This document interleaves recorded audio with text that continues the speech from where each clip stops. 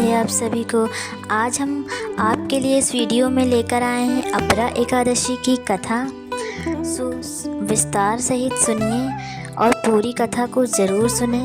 शुरू करते हैं। एक बार युधिष्ठिर कहने लगे कि हे भगवान, ज्येष्ठ कृष्ण एकादशी का क्या नाम है, उसका महात्म्य क्या है, सो कृपा कर कर कहिए।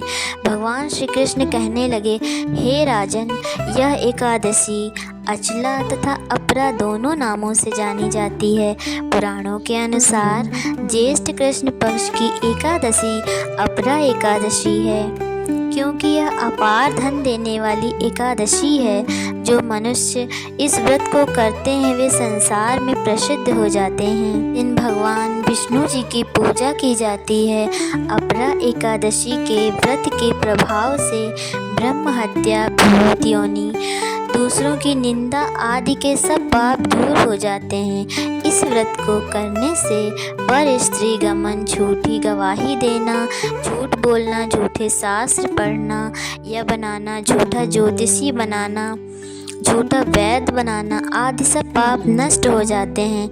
जो क्षत्रिय युद्ध से भाग जाएं वे नरकगामी होते हैं, परंतु अपरा एकादशी का व्रत करने से वे भी स्वर्ग को प्राप्त होते हैं। जो शिष्य गुरु से शिक्षा ग्रहण करते हैं पर उनकी निंदा करते हैं वे अवश्य नरक में पड़ते हैं, मगर अपरा एकादशी का व्रत करने से वे भी पाप से मुक्त हो जाते हैं। कहते हैं जो फल तीनों पुष्कर में कार्तिक पूर्णिमा को स्नान करने से या गंगा तट पर पितरों को पिंडदान करने से भी प्राप्त होता है, वही अपरा एकादशी का व्रत करने से प्राप्त होता है।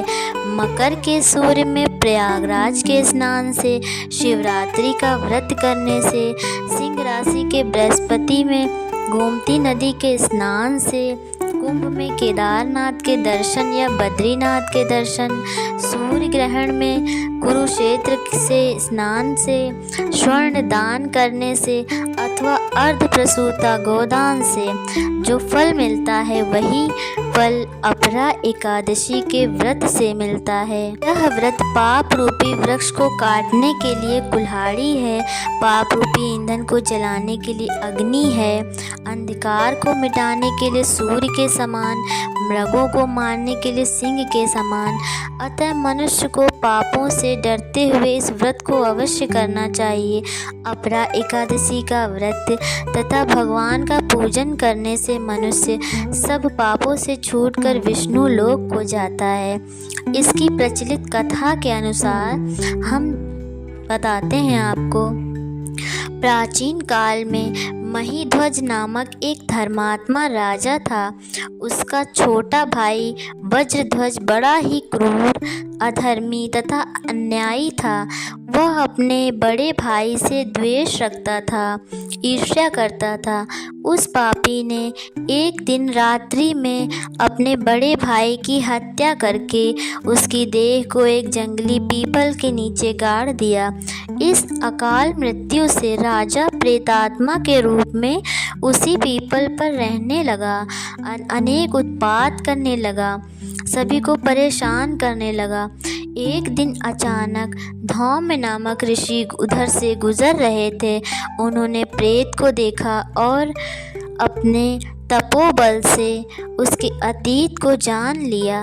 अपने तपोबल से प्रेत के उत्पात का कारण समझा। ऋषि ने प्रसन्न होकर उस प्रेत को पीपल के पेड़ से उतारा तथा परलोक विद्या का उपदेश दिया। दयालु ऋषि ने राजा की प्रेत योनि से मुक्ति के लिए स्वयं ही अपरा एकादशी का व्रत किया और उसे अगति से छुड़ाने को उसका पुण्य प्रेत को अर्पित कर दिया। इस पुण्य के प्रभाव से राजा की प्रेत योनि से मुक्ति हो गई। वह ऋषि को धन्यवाद देता हुआ दिव्य देह धारण कर पुष्पक विमान में बैठकर स्वर्ग को चला गया। हे राजन, यह अपरा एकादशी की कथा मैंने लोकहित के लिए कही है। इसे पढ़ने अथवा सुनने से मनुष्य सब पापों से छूट जाता है। अच्छी लगी आप सभी को कथा, अच्छी लगी हो तो प्लीज़ लाइक शेयर करें और अगर चैनल पर नए हों तो सब्सक्राइब करें। ऐसे ही वीडियो के लिए धन्यवाद।